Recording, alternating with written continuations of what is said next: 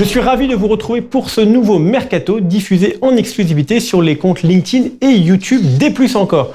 Commençons par les hommes avec une nouvelle qui vient de sortir. La présidence de l'OREP reste dans des mains auvergnates. Son nouveau président est Pierre Sabatier. Il succède à Catherine Orla qui elle-même avait succédé aux médiatiques Jean-Pierre Corbel et Jean Olanier. Dans les hommes, nous avions aussi parlé de son départ le mois précédent. Je peux désormais vous parler de son arrivée. Bien sûr, Marc-Olivier Pénin, qui est le nouveau directeur général d'Altarea Investment Manager. Le groupe Altarea se lance donc dans la gestion d'actifs pour compte de tiers. Il emmène avec lui Philippe Delhôtel comme directeur général délégué. Toujours dans l'immobilier, Onfi Invest Real Estate a un nouveau directeur général avec l'arrivée de Sébastien Chemouni. Ça bouge aussi dans les directions commerciales et les directions des partenariats. Côté AXA, c'est le retour d'Édouard Pedro qui avait quitté AXA Tema il y a quelques mois pour rejoindre Erez. Corinne Calandini le fait revenir en le nommant directeur commercial d'AXA Gestion Privée. AXA qui est très présent dans ce mercato avec également le départ de deux professionnels expérimentés, Étienne Leblanc qui devient directeur régional adjoint pour l'Ouest de Viplus.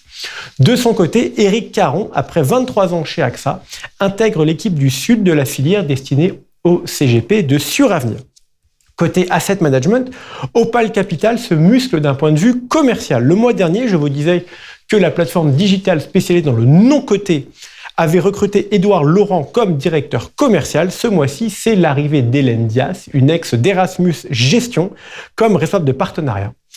À noter que Paul Moreno-Blosville, le président d'Opal Capital, était l'invité ce mois-ci de Jean-François Filiatre dans notre émission et plus encore.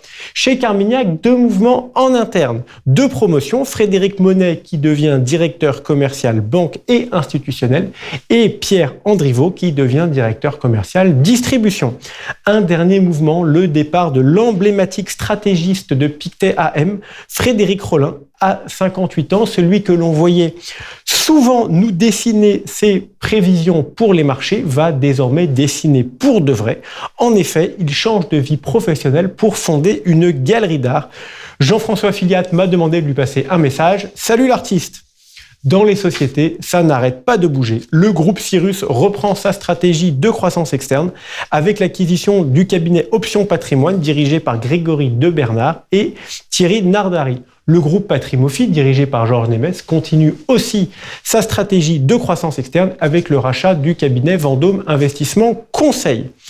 Dans les rachats, nous avons aussi Retores Finance, sous la direction de Stéphane Ruzinski et de Grégory Soudjouchkian, qui annoncent l'acquisition de Dauphine AM.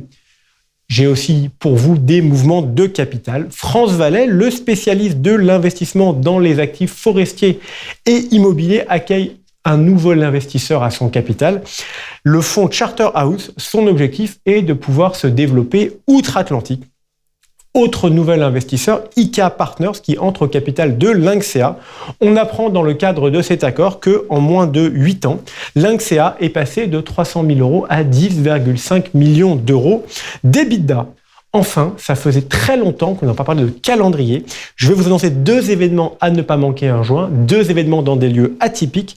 Premièrement, la convention annuelle de la CNCGP qu'ils ont baptisée le Midsommar et qui aura lieu le 21 juin au Stade Jean-Bouin avec la présence de Nicolas Sarkozy.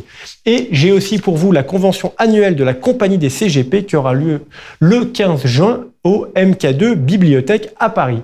Et enfin, vous pouvez aller au cinéma, vous devez même aller au cinéma voir le film Invincible été qui raconte l'extraordinaire combat d'Olivier Goy contre la maladie de SLA ou la maladie de Charcot. L'ensemble des bénéfices de cette ode à la vie reviennent à la recherche. Vous faites en plus donc une bonne action en allant voir ce film.